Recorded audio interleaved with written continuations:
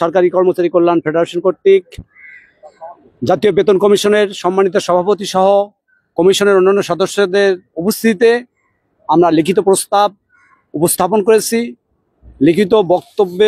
লিখিত প্রস্তাবের ব্যাখ্যামূলক আলোচনা করেছি। আমরা আলোচনার সারসংক্ষেপ হিসেবে যেটা প্রজাতন্ত্রের কর্মচারীদের অবগতির জন্য বলছি, আমাদের প্রত্যাশা ছিল পে কমিশন, জাতীয় বেতন কমিশন নভেম্বরের মধ্যে আমাদের প্রস্তাব অনুযায়ী সর্বনিম্ন 35,000 টাকা, সর্বোচ্চ 1,40,000 1:4 ভিত্তিতে পে কমিশন নভেম্বরের মধ্যে সুপারিশ প্রদান করবেন। আমাদের প্রত্যাশা ডিসেম্বর 15-এর মধ্যে নবম পে স্কেলের গেজেট জারি করতে হবে।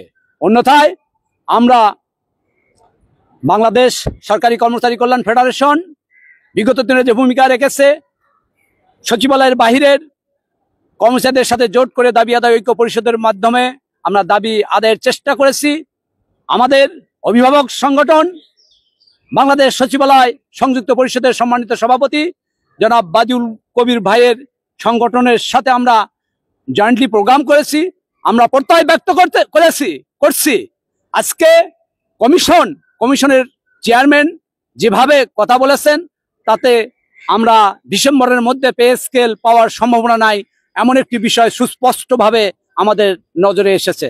সম্মানিত নেতৃবৃন্দ, আমরা আমাদের পে কমিশনের কাছে আমাদের প্রস্তাব দেওয়ার পরপরই আমরা বাংলাদেশ সচিবালয়ের ভেতরে আমাদের বাদিউল ভাইয়ের সংগঠন সংযুক্ত পরিষদের নেতৃবৃন্দ, বাংলাদেশ সরকারি কর্মচারী কল্যাণ ফেডারেশন নেতৃবৃন্দ বসে আমরা আমাদের মানসিকতা প্রকাশ করেছি, পে কমিশনের অবস্থানের কথা প্রকাশ করেছি।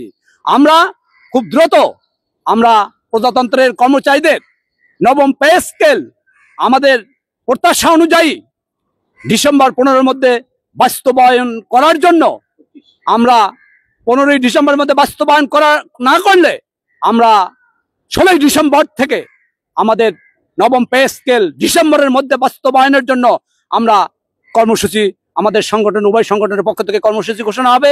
আপনাদেরকে উদাত্ত আহ্বান জানাচ্ছি, প্রজাতন্ত্রের সকল কর্মচারীরা ভাইয়েরা, আপনারা বিভিন্ন পত্রিকা সোশ্যাল মিডিয়ার প্রচারণা দেখে আপনারা অনেকেই হিসাব করছেন যে এত টাকা স্কেল, এত টাকা বৃদ্ধি হয়েছে।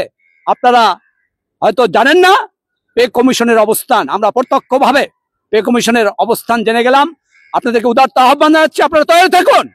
নবম পে স্কেল বাস্তবায়নের জন্য বাংলাদেশ সচিবালয় সংযুক্ত পরিষদ ও বাংলাদেশ সরকারি কর্মচারী কল্যাণ ফেডারেশন একত্রিত হয়ে যে কর্মসূচি দেবে, কর্মসূচিতে সবাই অংশগ্রহণের জন্য আপনাদেরকে উদাত্ত আহ্বান জানিয়ে আমার বক্তব্য শেষ করছি। আসসালামু আলাইকুম।